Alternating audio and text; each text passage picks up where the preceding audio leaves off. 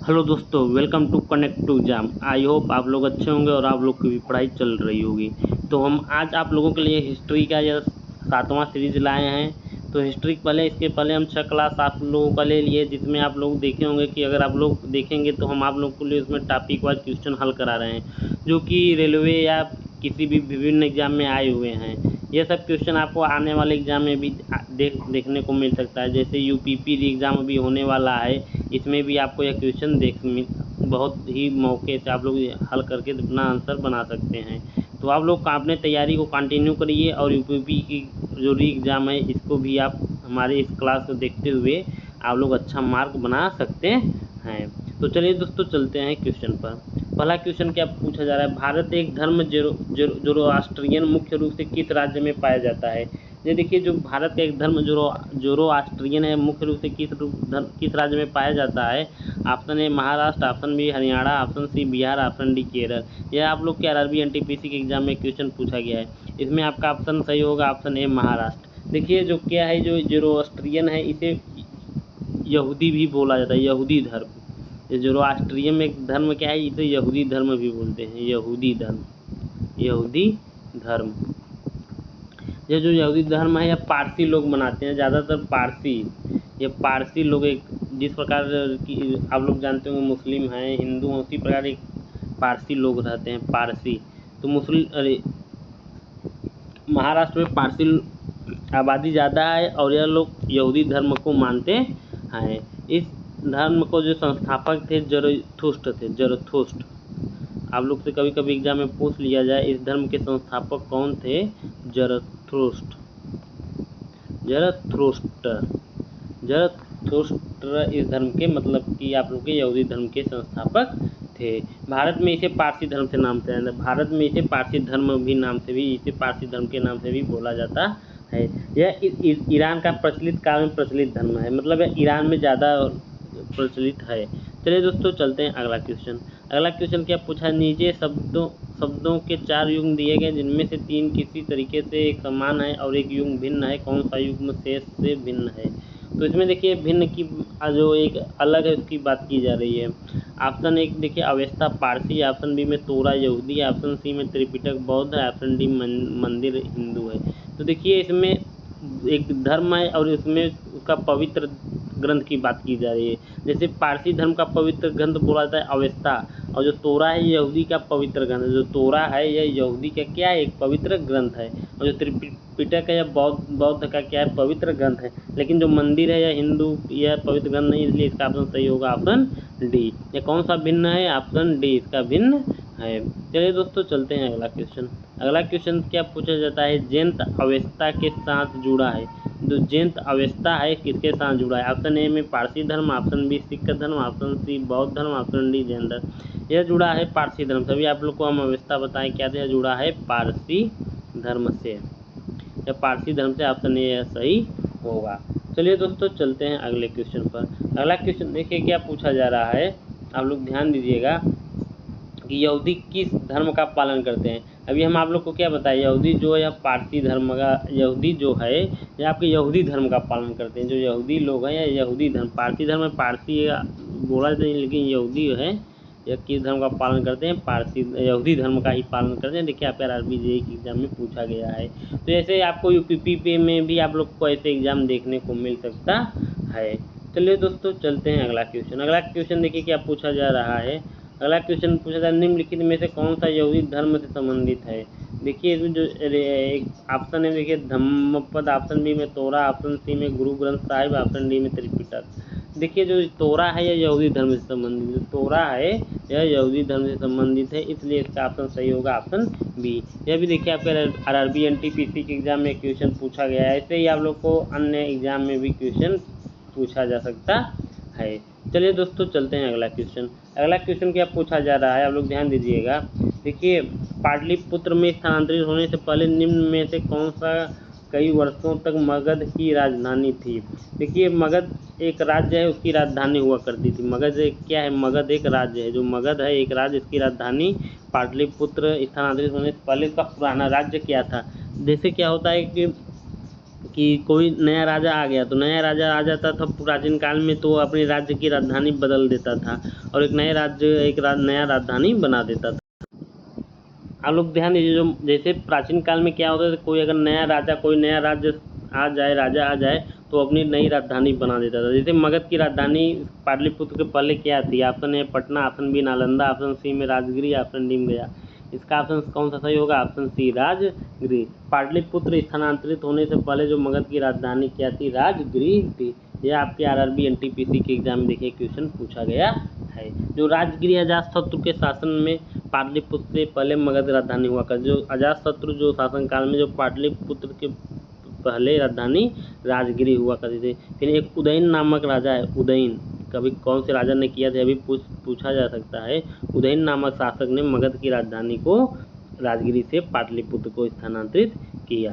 चलिए दोस्तों चलते हैं अगला क्वेश्चन। अगला क्वेश्चन क्या पूछा जा रहा है? लौरिया नंदनगढ़ स्तंभ कहाँ पर है? जो लौरिया नंदनगढ़ स्तंभ है यह कहाँ पर है? Option A Varanasi, option B Kumhrar, option C Champaran, option D Patna. यह आपके चंपारण में है, ऑप्शन सी इसका सही होगा। लौरिया नंदनगढ़ स्तंभ यह चंपारण में है। देखिए यह जो लौरिया नंदनगढ़ स्तंभ हैं, एक मौर्य वंश के एक राजा हुआ करते थे। मौर्य वंश के राजा हुआ करते थे अशोक महान भी इन्हें बोला जाता है, क्योंकि जो इनका राज्य था चारों तरफ फैला हुआ था और ये चक्रवर्ती राजा। इनका जो शासनकाल था पूर्व से लेकर पश्चिम तक और उत्तर से लेकर दक्षिण तक चारों तरफ इनका शासनकाल फैला था। और ये सबसे ज़्यादा इनके राज्य में ज़्यादा मतलब कि इनकी जो भूमि थी राज्य करने की वो बहुत ज़्यादा थी, इसलिए सम्राट अशोक या महान सम्राट अशोक के नाम से भी जाना जाता है। तो इन्होंने 14 जो शिलालेख हैं इनके 14 शिलालेख भी इनके हैं, 14 शिलालेख। तो इनको लेख में शिलालेख का मतलब यह हुआ कि जैसे इन्होंने क्या काम किया कि कुछ जगह पत्थर को कुछ उसमें अपना मतलब अपने समय में जो हुआ करता था उसको बताते थे कि पहले ये हम लोग के शासनकाल में ये हुआ है, ये हमारे ये हुआ है। और जो 14 शिलालेख हैं और कुछ इनके स्तंभ लेख भी हैं। जो स्तंभ लेख है इनकी संख्या 7 है। जो स्तंभ लेख हैं अगर ये जो स्तंभ हैं इनकी संख्या कितनी है? 7 है। जो स्तंभ लेख हैं इनके एग्जाम में कभी कभी क्वेश्चन बन पूछ सकता है कि स्तंभ लेख की संख्या कितनी है, तो आप लोग कितना आंसर ढूंढेंगे? 7। और शिलालेख की संख्या कितनी है? 14 है। तो लौरिया नंदनगढ़ एक क्या है? एक स्तंभ लेख है। कहाँ पर है? चंपारण में। चंपारण कहाँ पड़ता है? बिहार राज्य में। चंपारण क्या है? कहाँ पर पड़ता है? एक बिहार राज्य में पड़ता है। जब भी आपके आरआरबी एनटीपीसी के ग्रुप डी के एग्जाम एनटीपीसी के एग्जाम में क्वेश्चन पूछा गया है। चलिए दोस्तों चलते हैं अगला क्वेश्चन। अगला क्वेश्चन देखिए क्या पूछा जा रहा है। किस मौर्य सम्राट ने लगभग 287, 268 से 231 ईसा पूर्व के अपने शासनकाल के दौरान शिलाओं और स्तंभों पर अपने लेख उत्कीर्ण करवाएं? इसका मतलब क्या है? देखिए एक मौर्य सम्राट थे, एक मौर्य सम्राट जैसे मौर्य शासनकाल में आप लोग इसमें मौर्य शासनकाल से संबंधित क्वेश्चन आप लोग इस क्लास में देखेंगे।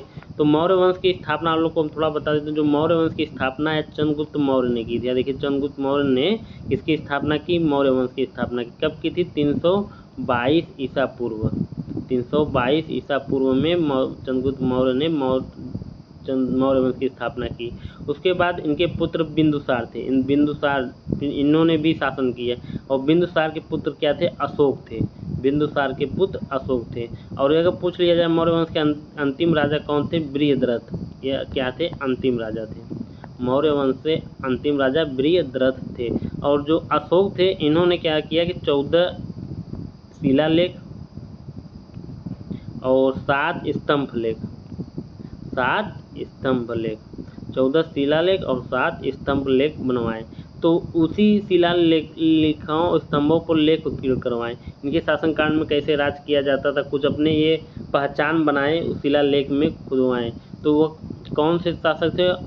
अशोक महान सम्राट शासक थे। जो अशोक महान सम्राट थे यह शिलालेख और स्तंभ लेख को उत्कीर्ण करवाए थे, उसको मतलब उस पर अपने लिखवाए थे।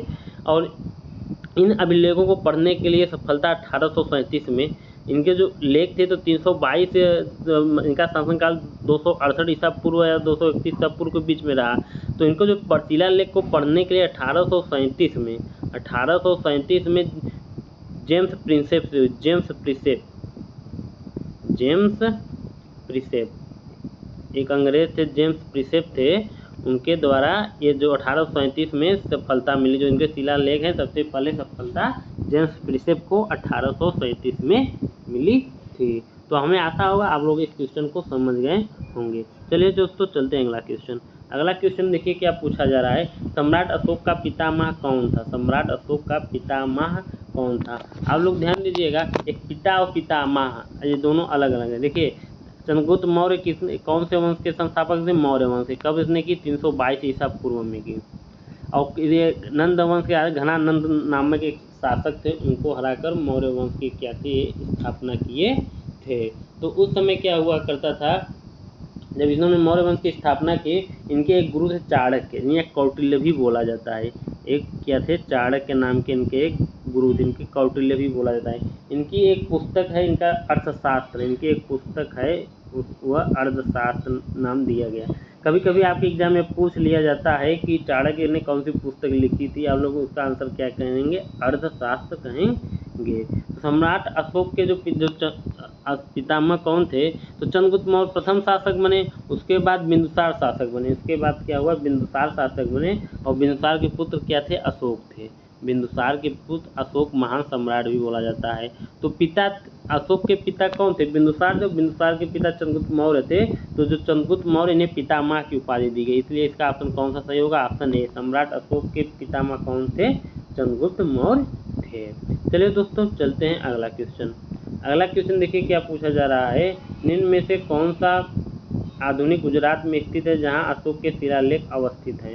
इसमें देखिए क्या पता निम्न कौन सा एक आधुनिक गुजरात में स्थित है अशोक के शिलालेख अवस्थित है? आप लोग जानते हैं कि अशोक के जो शिलालेख हैं वह 14 शिलालेख हैं। तो उसी में से पूछा जा रहा है एक शिलालेख जो गुजरात के निकट है वह कहाँ पर स्थित है? वह आपकी गिरनार में स्थित है। गिरनार गुजरात जूनागढ़ के निकट स्थित है। कौन सा इसका ऑप्शन सही होगा? ऑप्शन सी है। कहाँ पर निकट है? गुजरात के, यहाँ गुजरात के जूनागढ़ में, जूनागढ़ के नज़दीक क्या है यहाँ, यह क्या है स्थित है। जो शिलालेख है अशोक का एक कहाँ पर है? गुजरात के जूनागढ़ गिरनार में पड़ता है। गिरनार की पहाड़ियों से पश्चिम और पूर्व दिशा में भादस, रोहजा, सतुरंजी और खेलों नदियों बहती हैं। इन पहाड़ियों पर मौर्य सम्राट अशोक का चतुर्धंश शिलालेख अंकित है। इस सम्राट में अशोक का क्या है? चतुर्धंश शिलालेख अंकित है। तो आधुनिक गुजरात में अशोक के शिलालेख अवस्थित कहाँ है? गिरनार में है, जो गुजरात में अगर क्वेश्चन पूछा जाता है। और जो अशोक ज़्यादातर जो अभिलेख हैं यह क्या है? प्राकृतिक भाषा में लिखे गए हैं। यह अभिलेख किस भाषा में लिखे हैं? प्राकृतिक भाषा में। और इनकी लिपि क्या थी? ब्राह्मी लिपि थी। लिपि इनकी क्या थी? ब्राह्मी लिपि थी। यह भी कभी कभी आपके एग्जाम में क्वेश्चन पूछा जा सकता है। जो अशोक महान सम्राट थे इनके जो प्राकृत क्या थी? इनकी अभिलेख प्राकृत भाषा में लिखे गए थे। जो लिपि थी वह क्या थी? ब्राह्मी थी। लिपि क्या थी? ब्राह्मी थी। तो चलिए दोस्तों चलते हैं अगला क्वेश्चन। अगला क्वेश्चन क्या पूछा जा रहा है, आप लोग ध्यान दीजिएगा। लगभग 260 ईसा पूर्व किस मौर्य सम्राट ने कलिंग को जीतने के लिए सैन्य अभियान नेतृत्व किया था? देखिए एक बहुत बड़ा युद्ध हुआ था महान अशोक सम्राट के समय, जो कलिंग का युद्ध के नाम से जाना जाता है। तो वह 260 देखिए नहीं, 261 ईसा पूर्व होगा। कब होगा? 261 ईसा पूर्व। 261 ईसा पूर्व में क्या हुआ था कि मौर्य सम्राट ने कलिंग को जीतने के लिए एक सैन्य अभियान का नेतृत्व किया। वह कौन से शासक थे? अशोक थे। अशोक शासक ने तो 261 ईसा पूर्व मौर्य सम्राट कलिंग को जीतने के लिए एक सैन्य अभियान का नेतृत्व किया। कलिंग युद्ध मौर्य साम्राज्य और कलिंग राज्य के बीच लड़ा गया। जो कलिंग युद्ध है मौर्य साम्राज्य और कलिंग एक राज्य उड़ीसा में कलिंग पड़ता है, उनके बीच यह युद्ध क्या हुआ? लड़ी गई, जो वर्तमान उड़ीसा व आंध्र प्रदेश के उत्तरी भाग में है। जिसके परिणाम स्वरूप क्या हुआ? क्या लोग जानते हो? अशोक ने कलिंग के राजा अनंत पद्मनाभन को हराकर कलिंग पर विजय प्राप्त की। अनंत पद्मनाभन को हराकर कलिंग पर विजय प्राप्त किया। इस युद्ध में हुए रक्तपात को देखकर अशोक ने बौद्ध धर्म को अपना लिया और अहिंसा मार्ग पर चल पड़ा। देखिए जो कलिंग का युद्ध है यह इसलिए मतलब कि आप लोग प्रचलित है क्योंकि उस समय क्या हुआ? 261 ईसा पूर्व में जब इस युद्ध हुआ था, वहाँ कौन से कलिंग के राजा कौन थे? पद्मनाभन थे। पद्मनाभन वहाँ कौन से राजा से पद्मनाभन थे। तो क्या हुआ कि उस युद्ध में क्या हुआ, बहुत लोगों की मृत्यु हुई, बहुत लोगों की क्या हुआ, मृत्यु हुई युद्ध में, रक्तपात हुआ। इन सबको देखकर अशोक ने बौद्ध धर्म को अपना लिया। लेकिन आप लोग जानते होंगे जो चंद्रगुप्त मौर्य हैं, इन्होंने जैन धर्म को अपनाया है। चंद्रगुप्त, कभी कभी आपसे एग्जाम में क्वेश्चन पूछ लिया जाए कि जैन धर्म को अपनाने वाले कौन से मौर्य वंश के कौन से राजा थे, आप लोग चंद्रगुप्त मौर्य बोलेंगे। अगर पूछा जाए बौद्ध धर्म को अपनाने वाले राजा कौन थे, वह अशोक थे। और अशोक ने क्या हुआ, जब बौद्ध धर्म को अपना लिया, इन्होंने बौद्ध धर्म को बढ़ावा करने के लिए अपने लड़कों को बाहर भी भेजा था। बौद्ध धर्म को प्रचार के लिए इनके पुत्र, एक महेंद्र नामक पुत्र थे और उनकी पुत्री क्या थी, संघमित्रा। इनके पुत्र का क्या नाम था, महेंद्र नामक इनके क्या थे, पुत्र थे, महेंद्र और संघमित्रा। महेंद्र और संघमित्रा नामक इनके पुत्र और पुत्री थी, जिन्होंने बौद्ध धर्म को प्रचार के लिए श्रीलंका भेजा। इन्होंने क्या हुआ, जब ये बौद्ध धर्म को अपना लिए तो इनके पुत्र महेंद्र और पुत्री संघमित्रा को बौद्ध धर्म के प्रचार के लिए, कभी कभी एग्जाम में क्वेश्चन पूछ लेते, कहाँ पर भेजा, श्रीलंका में भेजा। चलिए दोस्तों चलते हैं अगला क्वेश्चन। अगला क्वेश्चन देखिए क्या पूछा जा रहा है। अशोक के अधिकांश शिलालेख डाट भाषा में, जो अशोक के हैं वो शिलालेख ज़्यादातर किस भाषा में, जबकि उपमहाद्वीप के उत्तर पश्चिम में पाए गए शिलालेख आरंभिक और यूनानी भाषा में थे। जो उपमहाद्वीप उत्तर पश्चिम पाए गए शिलालेख वो आरंभिक और यूनानी भाषा में थी। और जो अधिकांश शिलालेख हैं कौन सी भाषा में, या प्राकृत भाषा में है। इसलिए इसका ऑप्शन कौन सा सही होगा, ऑप्शन बी। अशोक के अभिलेख ब्राह्मी, खरोष्टी, अरमाइक तथा यूनानी लिपि में लिखे गए हैं। कभी कभी इनसे पूछ लिया जाए कि कौन सी लिपि में लिखी गई है, ब्राह्मी, पहला ब्राह्मी, दूसरा आपका क्या है, खरोष्टी, दूसरा क्या है, खरोष्टी, तीसरा अरमाइक, तीसरा क्या है, अरमाइक है, और चौथा यूनानी लिपि। कभी कभी यह भी एग्जाम में क्वेश्चन पूछ लिया जाता है कि कौन कौन सी लिपि में लिखी गई हैं, तो आप लोग पढ़े रहेंगे तो एग्जाम में आसानी से क्वेश्चन बना सकते हैं। ब्राह्मी, खरोष्टी, अरमाइक और यूनानी लिपि में क्या है, इनके अभिलेख जो हैं लिखे गए हैं। और जो अधिकांश अभिलेख हैं यह प्राकृति और ब्राह्मी लिपि में लिखे गए हैं। अधिकांश इनके लेख तो प्राकृति और ब्राह्मी, तो इनका ऑप्शन कौन सा सही होगा, ऑप्शन बी सही होगा, प्राकृति। जो अधिकांश लेख में कौन सी भाषा में लिखे गए हैं, आप लोग ऐसे भी याद कर लीजिएगा, ब्राह्मी और प्राकृति अधिकांश लेख लिखे गए हैं। चलिए दोस्तों चलते हैं अगला क्वेश्चन। अगला क्वेश्चन क्या पूछा जा रहा है, मौर्य शासन के दौरान निम्नलिखित में से किस प्रांत को कर्नाटक में सोने की खान केंद्र माना जाता है। मौर्य शासन के दौरान निम्नलिखित में से किस प्रांत को कर्नाटक के सोने के खान का क्या माना जाता है, केंद्र माना जाता है। ऑप्शन ए में सुवर्णगिरी, ऑप्शन बी में उज्जैनी, ऑप्शन डी में तक्षशिला, ऑप्शन डी में आपका क्या है, तोसली है। तो इसमें जो इनका मौर्य शासन में कौन से प्रांत में कर्नाटक के सोने खान केंद्र बनाया गया था, सुवर्णगिरी है। कौन कर्नाटक में सोने खान केंद्र बनाया गया, सुवर्णगिरी में कर्नाटक में सोने के खान का केंद्र बनाया गया था। यह दक्षिणी प्रांत की राजधानी थी, क्या थी, दक्षिणी प्रांत की राजधानी थी। चलिए दोस्तों चलते हैं अगला क्वेश्चन। अगला क्वेश्चन क्या पूछा जा रहा है, सेल्यूकस निकेटर शासक द्वारा मेगस्थनीज नामक राजदूत, जो शासक थे मेगस्थनीज नामक राजदूत और चंद्रगुप्त के दरबार में भेजा गया। तो आप लोग जो सेल्यूकस निकेटर नामक एक क्या थे, एक सेल्यूकस निकेटर नामक एक राजा थे, जो मौर्य वंश के दरबार में इन्होंने एक मेगस्थनीज नामक राजदूत भेजा। वो कहाँ के राजा थे, कि आपके एग्जाम में क्वेश्चन पूछा जा रहा है। वो कहाँ के राजा थे, यूनानी थे। वो कौन से शासक थे, वो यूनानी शासक थे। सेल्यूकस निकेटर क्या है, सिकंदर द्वारा एक प्रमुख सेनापति था। सेल्यूकस निकेटर और सेल्यूकस जो निकेटर है यह सिकंदर एक राजा थे। इसके पहले सेल्यूकस निकेटर एक राजा, इसके पहले सिकंदर एक राजा थे। और सिकंदर के क्या थे, यह सेल्यूकस निकेटर इनके क्या थे, सेनापति थे। तो सिकंदर की मृत्यु हो गई, उसके पश्चात सेल्यूकस निकेटर ही उस प्रांत का क्या हुआ, शासक बना। और 305 ईसा पूर्व भारत पर आक्रमण किया, 305 ईसा पूर्व, परंतु चंद्रगुप्त मौर्य ने पराजित कर संधि कर ली। चंद्रगुप्त मौर्य ने उसे पराजित कर संधि कर ली। 305 ईसा पूर्व में सेल्यूकस निकेटर ने क्या किया, सेल्यूकस निकेटर में क्या किया, मतलब कि युद्ध किया, और इसमें क्या होगा, चंद्रगुप्त मौर्य से चंद्रगुप्त मौर्य ने उसे क्या किया, सेल्यूकस निकेटर को पराजित किया और वह संधि में बदल गई, जिसके फलस्वरूप सेल्यूकस निकेटर ने 4 प्रांत दिए, जिसके फलस्वरूप सेल्यूकस निकेटर ने 4 प्रांत दिए, कंधार और काबुल, हेरात और मकरान तट दिए। कंधार, काबुल, मकरान तट दिए। कंधार, काबुल, हेरात, मकरान तट।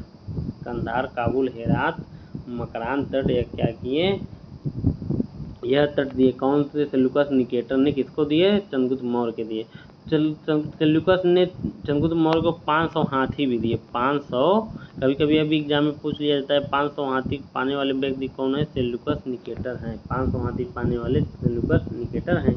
इसी संधि के फलस्वरूप सेल्यूकस निकेटर ने मेगस्थनीज नामक राजदूत को चंद्रगुप्त मौर्य के दरबार में भेजा, जिसने इंडिका नामक पुस्तक की रचना की। ये जो मेगस्थनीज है, इनकी कौन सी पुस्तक क्या नाम है, इंडिका नामक इसने क्या किया, बुक की रचना की। तो इसका ऑप्शन कौन सा सही होगा, ये जो यूनानी शासक द्वारा मेगस्थनीज नामक राजदूत मौर्य के दरबार में भेजा गया था। चलिए दोस्तों चलते हैं अगला क्वेश्चन। अगला क्वेश्चन क्या पूछा जाए, मौर्य शासक अशोक द्वारा निर्मित सारनाथ सिंह चतुर्भुज डाट से शासन से बना था। देखिए दोस्तों 167 नंबर क्वेश्चन क्या है, मौर्य शासक अशोक द्वारा निर्मित सारनाथ सिंह चतुर्भुज मतलब से बना था। पहला लोहा से, ऑप्शन बी बलुआ पत्थर से, ऑप्शन सी अब्रक से, ऑप्शन डी संगमरमर से। यह आपके बना था बलुआ पत्थर से। जो मौर्य शासक अशोक द्वारा निर्मित सारनाथ सिंह चतुर्भुज है, यह कौन से बना था, कौन से बलुआ पर, कौन से मतलब धातु से बना था, वह बलुआ पत्थर से बना था। और यह क्या है, सारनाथ में स्थित है। कहाँ पर है, सारनाथ। कौन से बनवाया, कौन से शासक ने बनवाया था, अशोक सम्राट ने इसे बनवाया था। यह 45 फुट लंबे पत्थर खंड का बना हुआ है। 45 फुट लंबे क्या है, पत्थर खंड में क्या है, बना हुआ है। धरती में गड़े हुए आधार को छोड़कर इसका दंड गोलाकार है। इसका दंड क्या है, गोलाकार है, जो ऊपर की ओर क्रमशः पतला हो जाता है। जो ऊपर की ओर धीरे धीरे क्या है, नीचे इसका गोलाकार, ऊपर की तरफ क्या है, पतला हो गया है। चलिए दोस्तों चलते हैं अगला क्वेश्चन। अगला क्वेश्चन देखिए क्या पूछा जा रहा है, 326 ईसा पूर्व में भारत पर आक्रमण करने के लिए सिकंदर ने सबसे पहले निम्नलिखित में से किस नदी को पार किया था। 326 ईसा पूर्व भारत पर आक्रमण करने पहले कौन आया था, सिकंदर आया था। और यह कहाँ का शासक था, यूनान का शासक था। यह कौन से नदी को पार किया था, यह एग्जाम में क्वेश्चन पूछा जा रहा है। इन्होंने क्या था, सिंधु नदी को पार करके आए थे। जो सिंधु नदी है, सिंधु नदी को पार करके सिकंदर ने चंद्रगुप्त मौर्य पर आक्रमण करने आए थे। और सिंधु नदी पार करने के बाद उन्हें तक्षशिला की ओर बढ़ा। इसके बाद उन्होंने झेलम और चेनाब नदियों के बीच पंजाब के शासक राजा पोरस के साथ युद्ध करना पड़ा। इस लड़ाई को हाइडेस्पीड या झेलम का युद्ध भी बोला जाता है। इस युद्ध को पोरस की हार हुई। देखिए क्या हुआ कि जब यूनान से सिकंदर जब चला मगध की तरफ आक्रमण करने के लिए, झेलम और चिनाब नदियों के बीच स्थित पंजाब के एक राजा थे, राजा पोरस। पंजाब के एक राजा थे, राजा पोरस। और यह कौन से नदी के किनारे था, झेलम और चिनाब के किनारे था। और इस लड़ाई को इसलिए झेलम का युद्ध भी बोला जाता है। झेलम का युद्ध भी बोला जाता है। झेलम या बितस्ता भी बोला जाता है। इसलिए इसका ऑप्शन कौन सा सही होगा, ऑप्शन ए सिंधु। कौन सी सबसे पहले इन्होंने सिंधु को पार किया, उसके बाद कौन सी नदी को पार, फिर झेलम और तब चिनाब को पार किया था। चलिए दोस्तों चलते हैं अगला क्वेश्चन। अगला क्वेश्चन क्या पूछा जा रहा है, मध्य प्रदेश में भगवान बुद्ध के सम्मान में सम्राट अशोक द्वारा बनाया गया बौद्ध स्मारक है। जो मध्य प्रदेश में भगवान बुद्ध के सम्मान में सम्राट अशोक द्वारा बनाया गया कौन सा बौद्ध स्मारक है, आपके क्वेश्चन पूछा जा रहा है। ऑप्शन ए धामक स्तूप, ऑप्शन डी बविकोंडा स्तूप, ऑप्शन सी महाबोधि स्तूप, ऑप्शन डी सांची स्तूप। या कौन सा सही ऑप्शन सही होगा, ऑप्शन डी सही होगा, सांची का स्तूप। जो भगवान बुद्ध के सम्मान में सम्राट अशोक ने सांची का स्तूप का निर्माण कराया था, और जिसे 1989 में क्या किया गया, यूनेस्को द्वारा विश्व धरोहर स्थल में इसे शामिल कर दिया गया है। यूनेस्को द्वारा विश्व धरोहर 1989 में इसको शामिल कर दिया है। चलिए दोस्तों चलते हैं अगला क्वेश्चन। अगला क्वेश्चन देखिए क्या पूछा जा रहा है, सांची के स्तूप का निर्माण किसने कराया था। अभी आप लोगों को क्या बताएं, सांची का जो स्तूप का निर्माण है कौन से महान शासक ने कराए हैं, यह अशोक के द्वारा किया गया है। इसका ऑप्शन कौन सा सही होगा, ऑप्शन ए सही होगा। चलिए दोस्तों चलते हैं अगला क्वेश्चन। अगला क्वेश्चन क्या पूछा जा रहा है, बौद्ध धर्म से संबंधित प्रख्यात भवन संरचना धामेक स्तूप। कौन सा स्तूप, धामेक स्तूप। यह निर्माण मूलतः किस शासनकाल के दौरान किया गया। तो धामेक स्तूप है, यह निर्माण आपके ऑप्शन ए में दिया गया नंद, ऑप्शन बी में शुंग, ऑप्शन सी में कर्ण, ऑप्शन डी मौर्य। यह निर्माण है ऑप्शन डी मौर्य वंश के शासनकाल में किया गया। तो धामेक स्तूप है, यह सारनाथ में मिलता है। कहाँ पर है, सारनाथ, उत्तर प्रदेश के सारनाथ में धामेक स्तूप है। और यह 249 ईस्वी पूर्व में रखी, इसकी आधारशिला जो नींव रखी गई थी अशोक के द्वारा रखी गई थी। इसकी नींव किसके द्वारा रखी गई थी, अशोक के द्वारा रखी गई है। 249 ईसा पूर्व, 249 ईसा पूर्व में रखी गई थी। तो इसका ऑप्शन कौन सा सही होगा, ऑप्शन बी। चलिए दोस्तों चलते हैं अगला क्वेश्चन। अगला क्वेश्चन देखिए क्या पूछा जा रहा है, बौद्ध धर्म संरचना धामेक स्तूप। फिर क्वेश्चन पूछ लिया गया है कहाँ पर है, तो आप इसका ऑप्शन कौन सा, पिछला वाला क्वेश्चन रिपीट हुआ है, वह सारनाथ में ही हुआ है। ऐसे ही आपको एग्जाम में भी क्वेश्चन देखने को मिलेगा। तो आप लोग अगर क्वेश्चन को एक बार पढ़ लेंगे तो आप आसानी से एग्जाम में भी क्वेश्चन बना सकते हैं। चलिए दोस्तों चलते हैं अगला क्वेश्चन।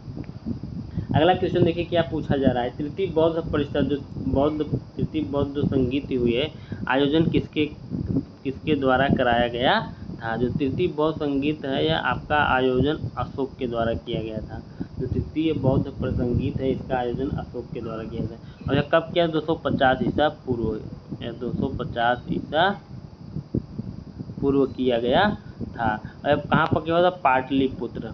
कहाँ पर हुआ था, कभी कभी आपसे एग्जाम में क्वेश्चन पूछ लिया जाए, पाटलिपुत्र में हुआ था। पाटलिपुत्र में क्या हुआ था, अशोक द्वारा क्या हुआ, तृतीय बौद्ध संगीत का क्या हुआ था, उनके शासनकाल में इसका आयोजन हुआ था। आप लोग ध्यान दीजिएगा, जो तृतीय बौद्ध परिषद है पाटलिपुत्र में हुआ, 250 ईसा पूर्व में हुआ। उसके कौन सा किसके शासन काल में हुआ, अशोक के शासनकाल में हुआ। तो इसमें क्या हुआ था, जो बौद्ध धर्म में ये त्रिपिटक बताए गए हैं, शुद्ध पिटक, विनय पिटक और तीसरा अभिधम्म पिटक। जो तीसरा था अभिधम्म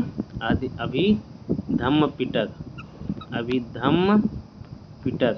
थोड़ा सा इसमें जो राइटिंग है थोड़ा सा कम बन रहा है, लेकिन आप लोग शब्दों को गौर करिएगा। जो अभिधम्म पिटक है तो त्रिपिटक था, विनय पिटक और शुद्ध पिटक। जो अभिधम्म पिटक है कौन से मतलब कि यह बौद्ध परिषद में जोड़ा गया, या तृतीय बौद्ध परिषद में अभिधम्म पिटक को क्या किया गया था, जोड़ा गया था। और इसके पहले क्या थे, 2 पिटक थे, विनय पिटक और शुद्ध पिटक थे। चलिए दोस्तों चलते हैं अगला क्वेश्चन। अगला क्वेश्चन क्या पूछा जा रहा है, चंद्रगुप्त मौर्य वंश के संस्थापक थे। जो चंद्रगुप्त मौर्य हैं वह मौर्य वंश के संस्थापक थे। भारतीय इतिहास में उनके शासन के बारे में निम्नलिखित में से कौन सा कथन गलत है। तो आप लोग ध्यान दीजिएगा, ऑप्शन ए में क्या कहा जा रहा है, इन्होंने सिकंदर से मुलाकात की और उसकी सेना में शामिल हुए ताकि मैसेडोनियन युद्ध कौशल को सीख सकें। ऑप्शन बी में बैरम खान उनका सबसे अच्छा सहयोगी, संरक्षक और मार्गदर्शक था। ऑप्शन सी, चंद्रगुप्त मौर्य को पहले अखिल भारतीय साम्राज्य की स्थापना का श्रेय दिया जाता है। ऑप्शन डी, साम्राज्य के पुरातात्विक साक्ष्य कई कस्बों और शहरों में अस्तित्व को दर्शाते हैं, जिसमें सबसे प्रमुख राजधानी पाटलिपुत्र है। तो इसमें क्या पूछा जा रहा है, आप लोग ध्यान दीजिएगा। इसमें पूछा है कौन सा गलत है, जो चंद्रगुप्त मौर्य इसमें कौन सा गलत है। इसमें ऑप्शन जो बी है, बैरम खान, ये तो आधुनिक जब आप इतिहास पढ़ेंगे तो उसमें ये नाम सुनने को मिलेगा। आप ऐसे भी इसका आंसर कर सकते हैं। तो ये कौन सा इसका गलत होगा, ऑप्शन बी है इसका गलत है। चलिए दोस्तों चलते हैं अगला क्वेश्चन। अगला क्वेश्चन क्या पूछा जा रहा है, अशोक तर्क सिद्ध रूप से प्रारंभिक भारत के सबसे प्रसिद्ध शासक थे। जो अशोक थे तर्क सिद्ध के रूप में प्रारंभिक भारत के सबसे प्रसिद्ध शासक थे, जिसने कलिंग का विजय प्राप्त की। जिसने क्या हुआ, कलिंग पर विजय प्राप्त की। यह कब की थी, 261 ईसा पूर्व,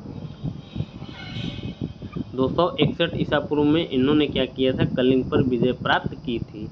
तो वे किसके पोते थे, यह क्वेश्चन पूछा जा रहा है। Option A Samudragupta, B Chandragupta Maurya, option C Prabhavati Gupta, option D Chandragupta द्वितीय। ये किसके पोते थे? चंद्रगुप्त मौर्य के पोते थे। अशोक को मतलब किसके पोते थे? चंद्रगुप्त मौर्य के पोते थे।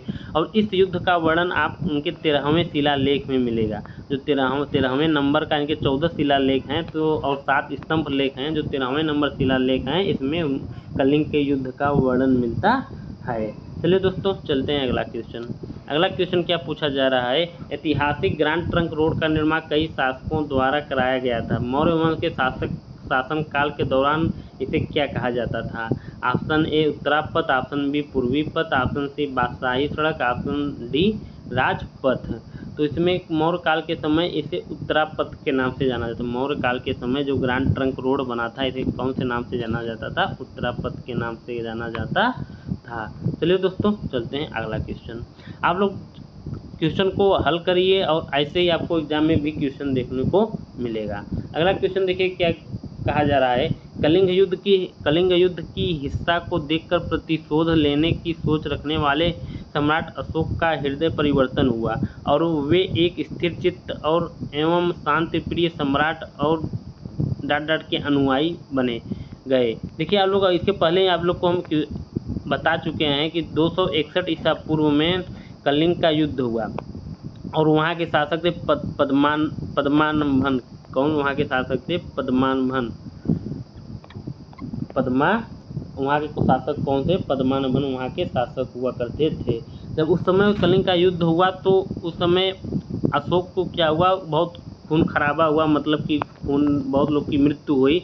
इन सब को देख कर क्या हुआ कि इनका जो मन है विचलित हुआ और अशोक ने बौद्ध धर्म को अपना लिया। इसलिए इसका ऑप्शन कौन सा सही होगा? ऑप्शन ए सही होगा। लेकिन आप लोग ध्यान दीजिएगा, जो चंद्रगुप्त मौर्य हैं, जो प्रथम शासक हैं मौर्य वंश के, इन्होंने जैन धर्म का पालन मतलब कि ये अनुयायी करते थे। और जो बौद्ध धर्म का जो पालन कौन करते थे? अशोक करते थे।